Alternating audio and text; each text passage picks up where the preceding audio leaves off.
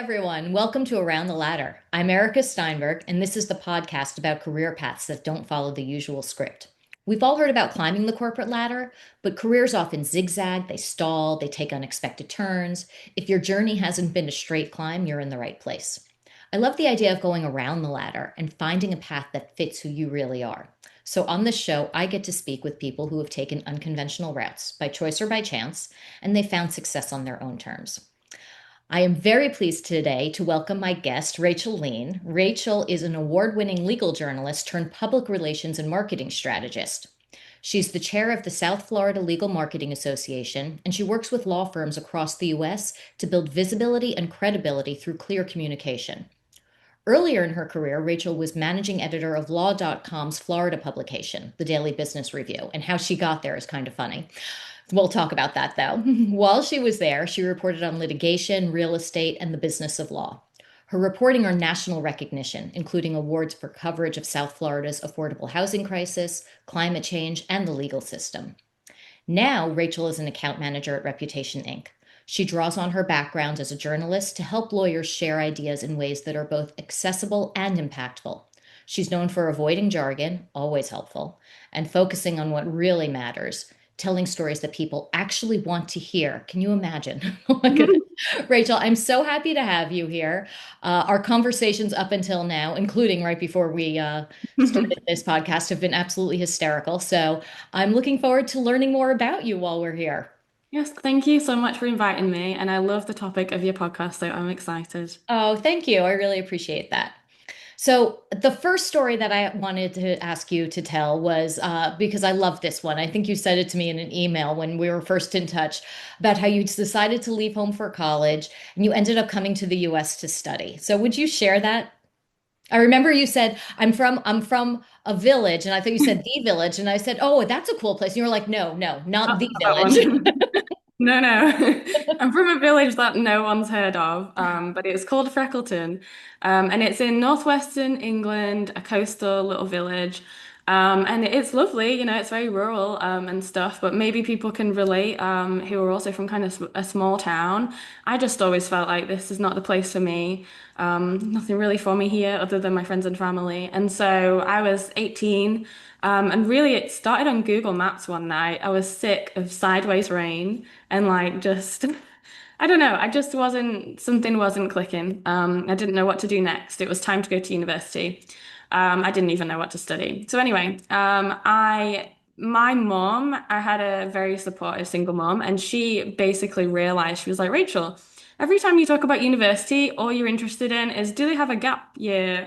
Do they have a study abroad program?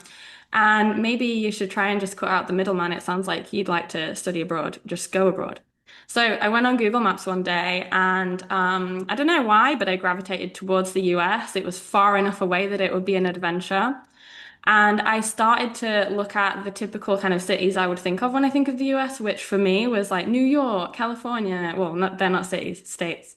And I just, when you're on Google Maps and you see like a city name that just pops out, I saw Miami, and it sounds silly, but I didn't know where Miami was or ever thought of it in my life. And I was like, oh, it's in Florida. Let me zoom in on this map and have a look. And it looked really nice. The sea looked all tropical. I just thought, oh.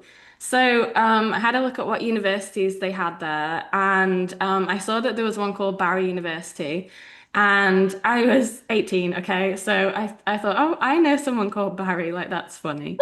So, so I clicked on it, looked around, and I thought, you know what, I'm going to apply to this school. So I did, and it turns out they are very generous, I think, with scholarships because they gave me an almost full one.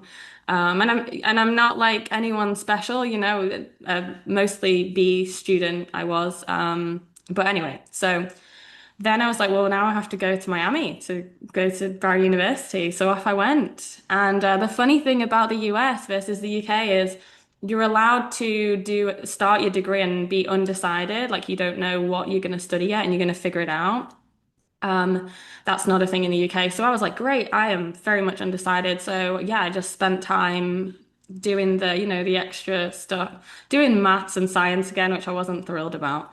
But anyway, and eventually teachers just kind of kept assuming that I was an English major because my papers is where I was doing well. Mhm. And eventually I realized, like, oh yeah, I think I am an English major. So I studied literature and professional writing at Barry. I love that. So, by the way, have you seen the movie Coming to America? No, but I feel like I should You probably have watch to it. watch it. You have to watch it because he basically does the same thing. One of my favorite movies. I'm dating myself here, of course, where he spins the globe and says, "Where should I go?" And he presses on. He says, "New York, Queens." Oh, that's what I did. So different from going on Google Maps. It was an actual globe, but the same Yeah, kind yeah, of thing. I mean, that, same. and I remember you told me that story, and I was like, at 18, I never would have had the courage to just absolutely leave home to such a different place, and especially the way you did it. So I thought that was fantastic. I hope that, I hope that other people are doing the same thing and just taking a chance like that. And you're still in Miami, right? Yes, yeah, I could tell you what happened from there, I suppose, and how I got to my Well, career. let's talk about like how your career started because I like Yeah. when you said, "Oh yeah, I literally went from Starbucks to law.com." So Yeah, I did. tell me about Yes. that. Well, my career had a lot of false starts that maybe other people can relate to as well. When you finish college, you're very excited. You have this new degree, and you're like, "Look out, world! I can't wait to graduate!" And like, look at what I've got. Give me all the jobs. But I guess it depends on what degree you have, right? I mean, mine was literature and creative professional writing, and nobody cared about this degree. So, and I had, because I'm an immigrant, I had this particular visa that it was valid for a year, and it's called optional practical training. And what it gives you is basically you can work in a field, but it has to be directly related to your degree. So I couldn't, initially, I couldn't work at a job like Starbucks. So this is where the false starts happened. It took me a few months and I found a job as a financial reporter for a small publication in Broward. And it didn't end very well. Basically, um, Jobs usually don't. no, no. No, well, basically, because of this visa, it's so weird. Because of this visa, the way that it works is like they don't give you a social security number right off the bat. You have to get the job first, go through HR, and then they'll give you a social security number. But try explaining that to HR when you're there, and they're like, "Where's your social security number?" And I'm like, "I don't have one." Now that I'm But I looking need back, you to get one. yeah, yeah. Now that I'm looking back, this is unfair. But anyway, so they let me go. They just kind of got spooked by that, and it was a totally legit work permit. We tried to argue with it. It was through my school, but at the end of the day, they just didn't want me there. So that was my first job. And then a few months later, I almost got another job at an English language like teaching center. But because of my accent, they didn't want me to work there either because their students wanted to have an American accent, right? So they were like, thank you, but no thank you. Eventually, I found a part-time job at a university called Florida International University, Mhm. FIU, and I was helping student athletes with writing their papers. But they only had part-time hours to offer me, and it was like $11 an hour. So I literally did, like I always say, I did the cliche, like rummage through the couch for coins to pay for gas to Mhm. get to my part-time job. It was that kind of situation. Eventually, to fast forward, I mean, I struggled a lot.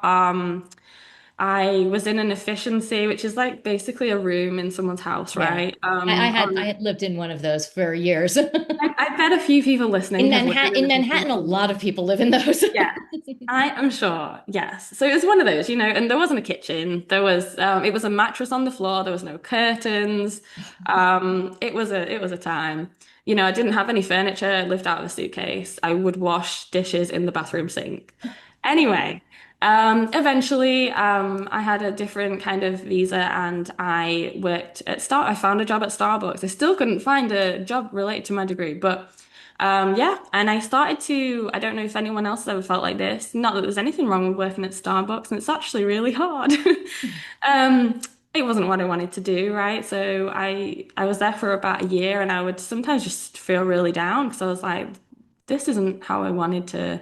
This my wasn't my career. picture. Yeah. But thank goodness I had a LinkedIn account because one day I got a message on LinkedIn from this company. The company was called ALM. And I had never heard of ALM. And so I almost was like, this seems like spam, like, is this real? Honestly. But it turns out ALM is the parent company of a publication called law.com that people might be familiar with. Mhm. And they were looking for a reporter, like an entry-level reporter for their Florida publication, the Daily Business Review. And so they messaged me and said, we're looking for a litigation reporter. And I honestly, in my brain, I was like, what is litigation? Sure, like I'll Let me look apply. this up. I looked it up. I still didn't really understand what it was, and I was like, sure, I'll do a writing test. Yeah, and from there, I ended up getting the job. Weirdly, I almost didn't do the writing test because when you have that moment of doubt where you're like, this is too hard for me. Like, I don't understand legalese. But thankfully, I didn't give up, and yeah, and I got the role and learned. I learned what litigation was eventually, Erica. And then some. You probably learned a lot more. And some, yeah. From talking to lawyers and judges all day, actually, I'm grateful to them because they, walked me through what they do for a living. And yeah, from there, I ended up eventually becoming the managing editor of the publication. Wow. So you're in journalism, you're in the law firm world. You didn't go to journalism school. You're not a lawyer. You didn't go to law school. What were like were you having I'm sure you were having challenges because early in any career you're going to have challenges. What like moments of doubt did you have? Did you like how did you navigate these really this intersection of these two worlds that are both new to you? Yeah, it was a challenge for various reasons. First, the subject matter, right? As I said, like it didn't initially make any sense to me. You read some of these court filings and you're like, what's the outcome of this? Please help me understand. So I would sometimes in the beginning, especially, I would feel intimidated by that because I just thought I'm not the type of person that goes to law school or that talks to these very fancy pants, intelligent lawyer people. So I don't belong, you know what I mean? I know exactly what you mean. Yeah. Of course you do. Yeah. Um, but I, like you probably as well, I realized eventually that that was my strength, weirdly. My initial lack of knowledge about this was my strength because I was going to make sure that I, a normal person, understood this. And I had to explain it in a way that made sense to me in my brain. And also, I don't want to be bored at work, so I'm going to try and make it engaging and fun where possible and interesting. That became my strength, and I ended up being one of the top reporters at ALM. And I honestly think it was because I found a way to trust myself and like write in a simple, plain way that told what, because even lawyers don't want to read legalese. The Yeah. stories that do well there are the stories that are like, here's what happened, here's why it matters to you. So that became my strength. And I definitely also had moments of doubt where I knew where I'd come from, right? I knew the story before this. And at first I felt like I didn't want anyone else to know that. I didn't say that I'd come straight from Starbucks. Literally the night before this job, I closed the Starbucks and then started. I didn't say that because I just felt like people would judge me or just think I don't belong or that I'm not good enough. But I also realized that it's okay to not come from the same world as the people that you work with. Yeah. Um, you know, maybe I don't have this particular experience that somebody else has, but I have something else. And that something else might be even more valuable in a different way. It might be rare. Yeah. So yeah, you kind of come to realize and accept that, don't you? And you don't quite fit. Absolutely, absolutely. And one of the earlier episodes of Around the Ladder, I spoke to now he's become a friend of mine. I consider him a friend, Sean Gelshin, and he went from law enforcement to legal operations. And he says, Wow. having a curious mind has been probably his greatest strength, his greatest asset. And I agree with you. I agree with you. And that it turned into, having, being curious and being willing also to take a chance like that. Yeah. Everybody talks about imposter syndrome, and it is real. It really is. And that you feel like, oh, I don't belong here. Everybody else has a right to be here, and I don't. I mean, that's been my own experience, and I've certainly come up against that. Yeah. But I love how you reframed it, that what you thought was your weakness was actually turned out to be your greatest strength. Yeah, it is. Like I totally agree with you. Like be okay with not knowing everything as well, because even the people that have it all look like they have it all together, they don't know everything either. And one thing I learned especially about the curious mind thing that you mentioned, don't try and pretend that you understand things if you Yes. don't. It's completely fine. Initially, I did like sometimes feel intimidated by certain lawyers, and they'd be talking to me about some crazy area of the law, and I'd be like, "Oh yeah, yeah, of course." And I'd be like, "I don't know what you just said," but eventually, I learned to tell them like, "Hey, I'm not that familiar about IP law. Could you just explain to me?" And very rarely would they ever care. Like they were happy to explain, and then I knew after that, so Yeah. it's okay. Did you ever have that moment where you thought about going to law school? I mean, I know I did. And then the lawyers who I worked with said, don't go to law school. And my People old do boss say, said, go to business school. And I'm glad that I did. But "Oh, good." has that come up for you too? No, I don't think I would be a good fit at law school. Although I feel like in life, whenever you say, "Oh, I'd never do this," like the universe is like, "Let's put her in law school." I never thought I would start Um, a business. And at 50 years old, I started a so business. there So you go. One day I might eat my words, but no. Well, for me, the passion is the writing, the communication, the storytelling. For me, what subject matter I use those skills with is I feel like I could do it with any subject matter. It's what I enjoy is taking something complex and helping it turning it into something a little more simple and Mhm. relevant to whoever you're talking to. So legal has been a great industry for me to do that with, even though it was by accident. Because there's so many different facets to it, and it has so many different impacts across the economy, across people's lives and stuff. So I love exploring that. But no, I don't think, I think, like I was saying, my strengths are a little different. I'm very much like not a type A person. I think I would lose my marbles if I went to law school. It just sounds so intense. But then again, like we say, you can do Life anything is if you funny. want to. You can do it your own way. So yeah. You never know. You never know. So let's turn to the work that you're doing now, because that's how you and I met when you started working at Rep Inc. or after you've been at Rep Inc. for a while. What kinds of problems are your clients typically bringing to you, like when you're there? Like how do you identify really what matters most to them and what will make the greatest difference for them? Yeah, well, so we do public relations and marketing. But what does that mean, really? It kind of goes back to what I was saying. It all goes back to who are you trying to talk to here? Who's the target client, the ideal client, and why should they care? Like, why should they hire your firm? Um, a lot of the problems that our clients have is perhaps, maybe they're an in-house professional at a law firm, and they're trying to juggle a million things, and they can't always be proactive about PR and marketing Mhm. because sometimes you just have to be in survival mode, and you've got to do so many different things, right? Or maybe you just need a little bit of backup, like an agency that can kind of stand in your corner and say, yes, also, in our experience, this is the right course of action. Mhm. So that's a lot of how we help our clients. Like we help in-house professionals who can't juggle everything. We help them kind of implement a bit more of a systematic approach to marketing and PR, help them prioritize and structure their job a little bit. Yeah. But in the way that we help them, it depends on the business goal, really.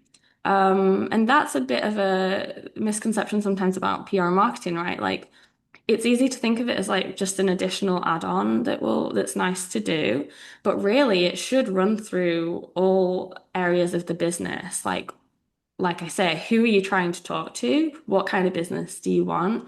That's where we should focus our efforts instead of just randomly trying to get in some publication here and there. That's nice, but like, what story are you telling about your firm? Like, you need to think that through, and it needs to be Yeah. tied to business goals. Yeah. Yeah, I talk about that too. Like we always say, stop committing the random acts of marketing.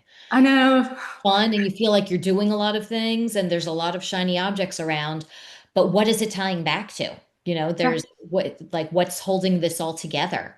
Is that, and I think that when I mean, in my own experience, when I was in-house in law firms, and I'm trying to remember back to my first impressions of PR, and it was so long ago, honestly, I can't remember my first impressions. But what I would imagine though, that people, when clients come to you, that they come with these preconceptions or maybe misconceptions about what PR is and how fast it works, what you do, Oh yeah. what it will be like, how much do you have to dispel these kind of existing thoughts about, what people think you're actually going to be doing. Yes, I agree. There are a lot of misconceptions. At the end of the day, I mean, there's di two different types of law firm in that sense, and there are some types of law firm that you're never going to change their mind, and it's not my job to change their mind about how they feel about PR marketing. But yes, I think some firms have the perception that maybe it's like about being braggadocious and like they want to be humble about the work they do. They don't want to be like tooting their own horn or anything like that. But yes, it can be braggadocious, but only if you're doing it wrong. Because if you're going on and on about like how great your firm is or how yeah, just how look how amazing we are. Me, me, me, me, Who me. cares about that? You're not doing very good PR because nobody cares about that. And yes, it does come off braggadocious. But if you are doing PR and marketing properly, what you should be going on about is the problems that your clients have, not yourself. Through going on about those problems and showing how you think about them and how you navigate them, that is demonstrating your strength as a firm, as a lawyer, inadvertently in a non-braggadocious way. And that's how clients pay attention too, because it goes back to what I learned as managing editor of the Daily Business Review. People read stories that speak to them and their problems. The stories that perform the best are always, what can I take from this case that this lawyer did? Instead of, hey, look at my big case, I'm great. So yeah, it always goes back to that. So if your PR and marketing should always be hitting on what is the challenge for the client, what do they need to know, how can they learn from you, and that's one misconception that I think happens a lot. And then the other one, like you said, is how fast it works. I Yeah.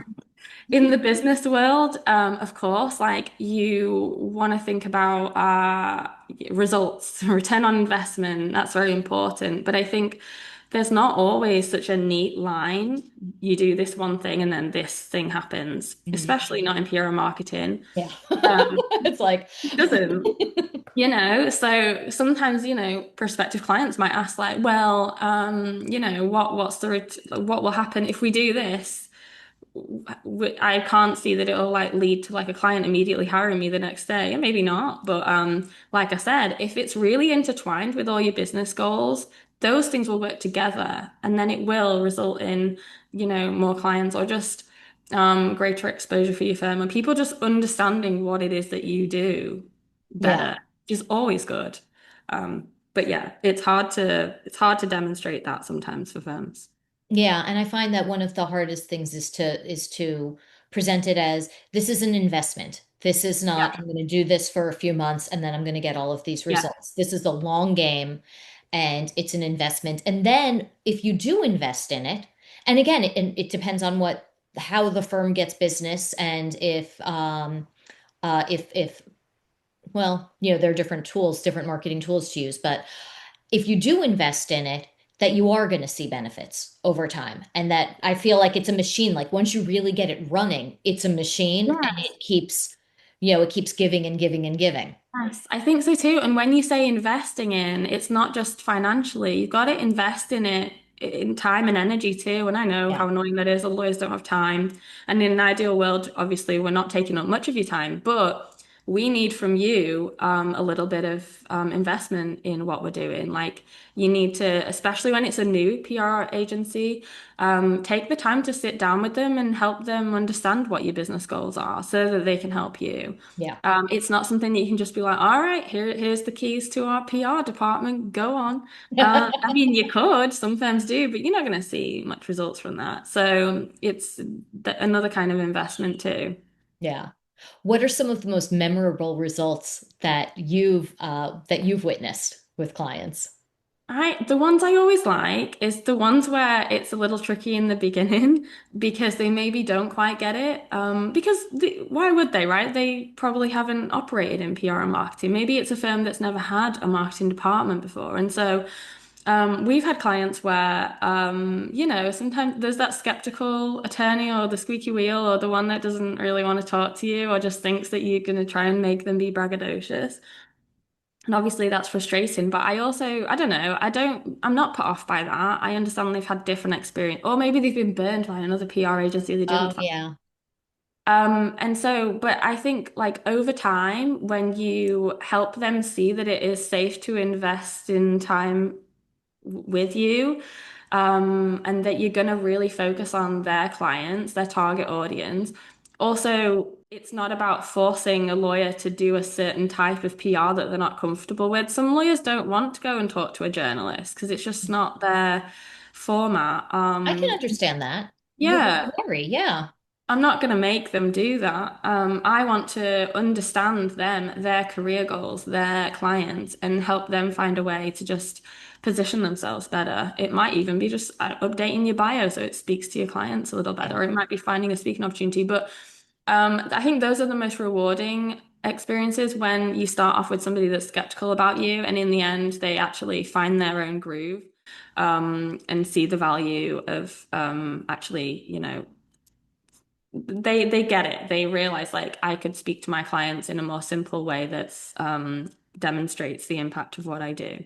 Yeah, I love that because I do feel like when you really build a marketing culture at a firm, that everybody realizes that there are different ways to participate, and you can find a way. A talented marketing professional is going to find a way and is going to help people find ways to contribute in ways that are comfortable for them. Yeah. Yeah, exactly. Yeah. And when those lawyers, eventually those lawyers will come to you just for advice on something like, oh, this happened. I'm not really. Yeah, That's really great because yeah, I don't know, it just shows that you've kind of they understand the value that you bring. yeah. I love And to conversations help them. like Yeah. that. When I was in-house in law firms, I would think, oh, I always said part of any marketing professional's job description is being a professional nudge. And Yeah. I would just think of ways I would show up and, like with a joke, I was not above bringing cookies to bribe people to get to get them to spend time with me. Yeah. So I'm like, whatever. Yeah. Whatever it takes. And it's funny because as a journalist, that doesn't happen, right? They always want to give you the time and they want to talk to you. But that's been one challenge of switching from journalism to marketing, like the credibility aspect. Well, not credibility, but just like wanting to give you time and energy and stuff like that. Like as a journalist, they want to talk to you because they want to be in the paper or whatever. But Yeah. yeah, as a marketer, you really have to sell yourself a little more. You can't just lean Yes. on like, well, I work for law.com and I'm going to write a story, so you better talk to me. You know what I mean? Yeah. Yeah. It's about Yeah. relationships. Yeah. Yeah. No, I understand that. I understand that. Have you noticed like when you have clients who do achieve this, long-term visibility and credibility, have you noticed patterns like is there something that they're doing that's really setting them apart? Are they just having good luck of having interesting stories to tell, or is it something else? I mean, interesting stories to tell always helps, but there is always an interesting story to tell. You just have to find it. Yeah, I think it goes back to what we were Wait, I saying. like that. Can you say that again? There's always an interesting story to. Yeah, there is always an interesting story to tell. A lot of lawyers come to us. Yeah, I don't know, maybe they're a tax lawyer and they're like, oh, what I do is it's really boring. No one's going to find this interesting. Yeah, maybe it'll take us a little longer to find the interesting story, but it's there. And it all goes back to, again, who is your client? What do they care about? What are they worried about? Um, and there's a story there. Like if you're always getting the same questions from clients over and over again, that's a story. It's noticing those things and pulling on those threads and helping the attorney lean into it and realize that it's a story. Because they might not realize because they deal with it just every day. Yeah. So yeah, and now I'm forgetting what the question was, but I can't remember if I either, haven't actually. answered it. That's okay. I liked the answer, whatever the question was. Cool. But that is true. I mean, there's always an interesting story. You just have to Yeah. find it, and sometimes you have to be patient. And yeah.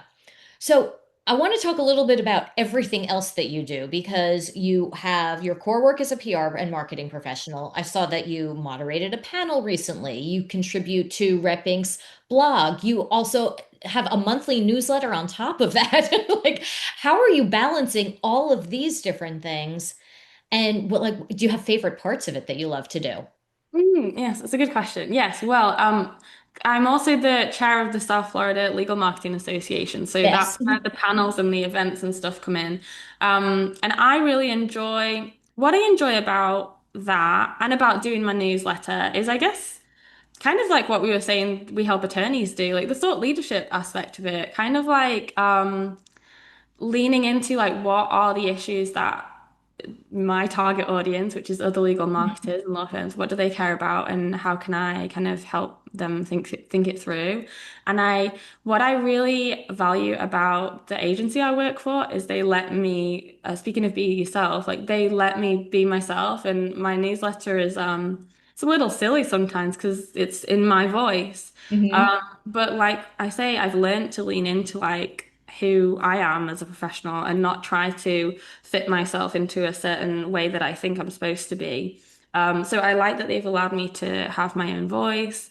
And I do really like doing panels because I get to sort of do the journalism again. I like interviewing people and stuff like that. And I like speaking to people, making relationships, learning from them. So yeah, I try and vary what I do and not just sit Yeah. behind the desk all the time. Yes. And I love how you've pulled together all of the things that you love to do. So you're pulling together the writing that you were doing and, that you discovered you loved in college or probably even before that. Hmm. And you're pulling in the journalism, you're pulling in the marketing and the PR. Yeah. And you're doing all of it. The best part of it, though, Rachel, is that you're doing all of it really feeling like you are being true to yourself because it took me a much longer time to learn that lesson, and to feel comfortable being like the silly, jokey kind of person that I am. Very professional in my professional life, but also that, embracing that part of me. So I'm glad that you did it sooner than I did. Yeah, I'm glad And I'm you did glad it that I got too. to that I Yeah, got to it. and it's hard in the legal world or in the business world because you feel all the weight of so many expectations and you think there's a way that you have to be. But you're right, like really get to know who you are and be comfortable with who that person is and allow them to be present in your career because that's where your potential lies. You're not going to achieve as much if you don't lean into that. No one can be you better than you can, you Yep. know? You'll always win if you're just trying to be yourself. That's your differentiator. Yep. Yeah. I love that. Oh my goodness. Well, I have one more question for you because this half hour has flown by and then some. Yes. But this is my favorite question, of course, is to ask what unexpected lessons or rewards have come to you from really going around your own ladder and charting your own course rather than climbing a more traditional one. Oh, I think so much. At the time when things are going wrong or not going the way that you think, well, the way that you wanted them to, it feels like the worst thing ever. A lot of us have this idea of like how our life needs to be. And by the time I'm 27, I need that. Of course, we create those stories in our minds, but it's okay for it to not go that way. Every challenge, I know this is cheesy, but like every challenge that you have, you do get stronger from it, you learn from it. There's a lot of made up rules as well that we all have in our heads of like the way something has to be done, or I can't do this yet because I have to have achieved this. And sometimes, like, we really have just made that up, and you have to challenge yourself and be like, is that true? Or, like, can I actually just go and try and do this thing that I want to do? Hmm. So yeah, I've definitely learned to try. It's very freeing when you do realize that you don't have to, like, don't let society tell you what you can and can't do necessarily, unless it's illegal. Don't do that. You know what I Yeah. mean? And then another thing I've learned too is, um, it takes people around you that also are willing to take a risk on you. If you're the unconventional choice, right? I'm so grateful to people at, like, for example, at law.com, because yes, I put myself out there and I tried. I knew I was capable of doing that job, but it also took other people realizing I was capable too. So I try and remember that the more senior I get too. Like, for example, I hate when people list a load of names of people that I don't know, but like these are not just a list of names to me. They're like people that like I couldn't have got where I am without them. So Samantha Joseph, David Gialinella, Hank Greslak, Kathy Wilson, all those people, you know, decided that even though I was a little quirky and I didn't have full experience, they were like, let's give her a chance, especially when they promoted me because I was up against people with a lot more experience who would have been really good. So that's something to remember too. Like if you're further on in your career, try to get out of that way of thinking of like, I'm looking for this specific candidate with this Mhm. specific experience. If you find them, great, but open your net a little bit more. They don't have to have gone to a fancy, prestigious school to bring something really valuable to the table. So that's one thing I've learned as well. Yeah, I agree. I agree. And I really love what you said about the made up rules and identifying those made up rules that you just made up yourself and now you're Yeah. living by them for who knows what reason. Like Yeah. where did that, and we could probably spend another half hour and or more talking about why we all have these made up rules, but I Yeah. feel like we would need to have like a therapist in that conversation I to think we explore would, yeah. that. I So, haven't quite solved that mystery of life, yeah. but yeah, we do have that made up rule thing. Yeah. Um, yeah. And I know it So sounds really silly, but like you really are only here once in life. So if there's something you want to do, you do do, it. like this is a silly example, but like let's say you went to school for law, but like you're looking back now and you think, I wish I did acting. Um, but I didn't, so therefore I can't do that. Yeah. You could do it now. You could do anything now that interests you. You don't have to be 21 at the start of your career. You can do it at any time, and that's one of the made up rules that we have that you have to sometimes ignore. Yep, absolutely. Hey, I never thought that I said I never thought I would I never thought I would own a business. I never thought I would do it, and I started it at a time when I certainly never imagined that I would be doing something so new and different. And I'm so glad that I did I because mean, it's taught me a lot about myself. That's been for me, that's been the biggest reward. It's taught me a lot about yeah, myself. it So, does. It does. yes. Well, I am so glad that you came on the show. Thank you so much. I have to thank Michelle again for introducing the two of Yeah. us. This has been I so much fun. I hope that you'll come back because I feel like there's still hope a so. lot more that we can talk about and Yeah. get into. So, and I guess really that's it for this episode of Around the Ladder. So remember, there is no one right way up. So take your detours, make your moves, keep carving your own path. And if you enjoyed this episode, share it with a friend or a colleague who's on their own unconventional journey and carving their own path. And see you next time. Thanks so much. Bye.